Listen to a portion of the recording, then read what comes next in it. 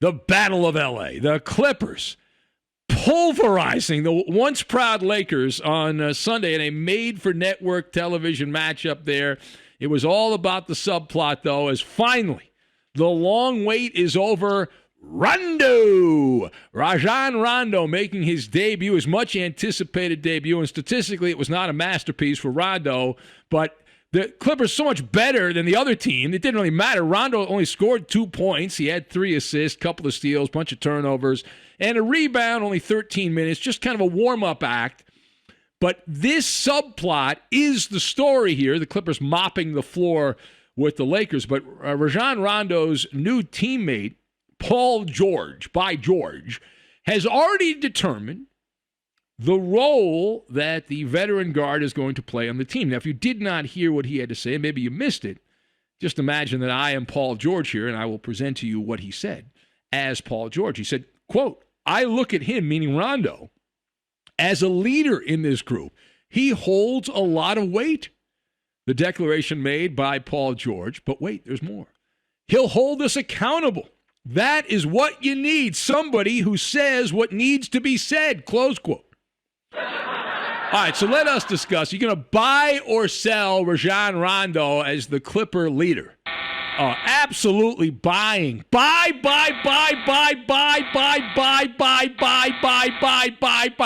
going to buy all of it. I can't get enough of this. Give me more Rondo. All right, so I've got mothballs, fire hose, and kryptonite, and we will lock all of this together. Now, number one. The Clipper championship dreams cranked up with Rondo's debut there. They were delayed in 2020. And I'm glad the Clippers didn't win in 2020 because that bubble championship is not legit. It's a bogus championship. Most people agree with that now, looking back. No fans, playing in a Mickey Mouse arena. It's not a legit championship. The team that wins the championship this year, that's a legit championship. And now this group, right, the Clippers can make up for lost time and finally give the working class people of Los Angeles a championship, the people's team. That's what the Clippers are. They're not the Hollywood elites. They're not all about that. And Rajon Rondo coming in there and picked up.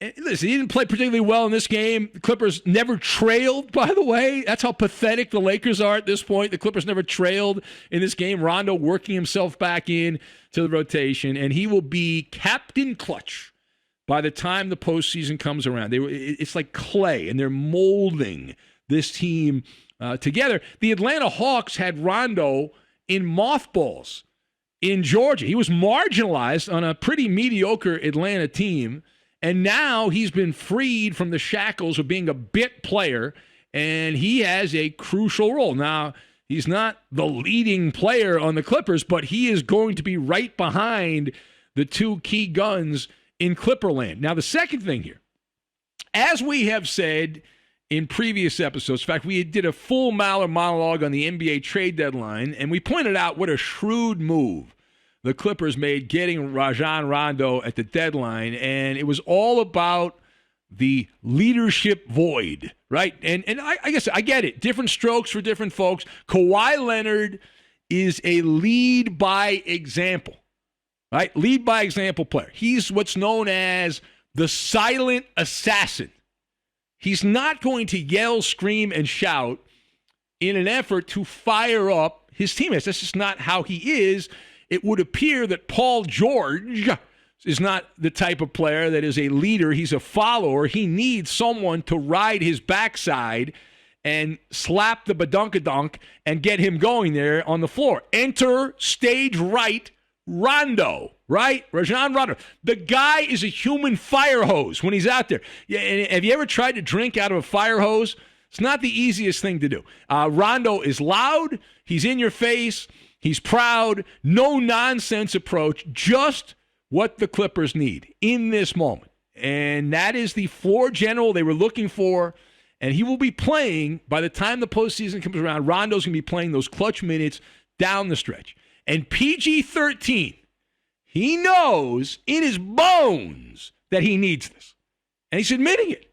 Like, Paul George, he's not naive to the fact that he needs someone out there to push him. And so we were not surprised by these comments. And as we have said, the Rondo deal gets an A+ from the Clippers' perspective. Talent-wise, Rondo is a declining player, but so is Lou Williams. So it's a wash. Lou Williams is, he's very good at eating the chicken wings there at Magic City, but as far as basketball, there's an erosion process to his game right now. He was washed up, and a second-round pick is essentially worthless in today's NBA. So you get the leadership, you get the floor general with Rondo, just what the Clippers were looking for, and you give up Lou Williams, fine. Lou's probably going to retire at the end of the season anyway, and a second-round pick. Now, the final point here. Now, we won't make too big a deal about the Clippers vaporizing the Lakers. Did you see that? They vaporized the Lakers.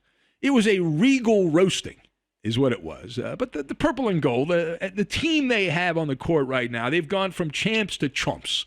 At this moment in time, a little snapshot of the NBA season, that is a lottery team. That is a Drek team. And we pointed out that those players that were riding the coattails of LeBron James and Anthony Davis are frauds. Kyle Kuzma, and you go down the list there. Kentavious Caldwell-Pope and Dennis Schroeder and those guys. These guys are bums. Even Montrezl Harrell, a bum. He was a fraud in the playoffs last year. So glad he's gone from the Clippers. And now he can screw the Lakers up in the postseason. But the point is, those guys are all inferior. You've got LeBron James and Anthony Davis who have proven to be fragile, right? They are fragile players. And before you say, well, it's just a bad break, they'll be back. Okay. I would argue it's actually poor roster management. It's the kryptonite that they purchased, knowing they were buying kryptonite. They got extra handfuls of kryptonite. They're like, give me more. I want more kryptonite. Give me some more kryptonite. That's the Lakers, right? LeBron James, 36 years old. Older players get hurt more often. The unibrow is legendary, right? You can't spell MRI without Anthony Davis somewhere in there. He's cookie dough is what this guy is. And so you have these two guys, and you're shocked that they got hurt. That's bad luck. It's not bad luck. You got to plan for that. LeBron James has now suffered a long-term injury 2 of the last 3 seasons of his career. There's a pattern. There's a LeBron James injury pattern. Guy spends millions of dollars a year on his body, and 2 of the last 3 years, the body has fallen apart, and nobody wants to talk about this. Nobody wants to bring this up, but it's right in front of your face. 2 out of 3 years at that advanced age, this is now the new normal for LeBron James. Now, regardless of that, even if LeBron and AD come back, it's going to take them a little time. They'll be rusty, and they're also ticking time bombs. Yeah, because they're going to have to deal with another injury somewhere. Certainly Anthony Davis, you would say, down the line. And if they do match up, and we hope they do with the Clippers, playoff Rondo. Hello, playoff Rondo. Rondo will elevate the play of Paul George and everyone else for that matter on the Clippers. This is a guy that oozes the clutch gene, and cannot wait. I have to wait until July, I guess, now for this to be the storybook, really the greatest story in NBA history. One Clipper championship, trumps everything that the Lakers have accomplished. Just one. And they trump all of that. And it's certainly tracking that way. And you can tell because the Laker historians are starting to freak out a little bit. They see playoff Rondo. They know playoff Rondo. That is problematic. And the way, these bums, Kuzma and these guys, whew, man. Alex Caruso. I hope they sign that guy to a 7 or 8 year extension, the Lakers. What a stiff this guy is, Caruso. Oh, my God. Oh, my God, does he suck.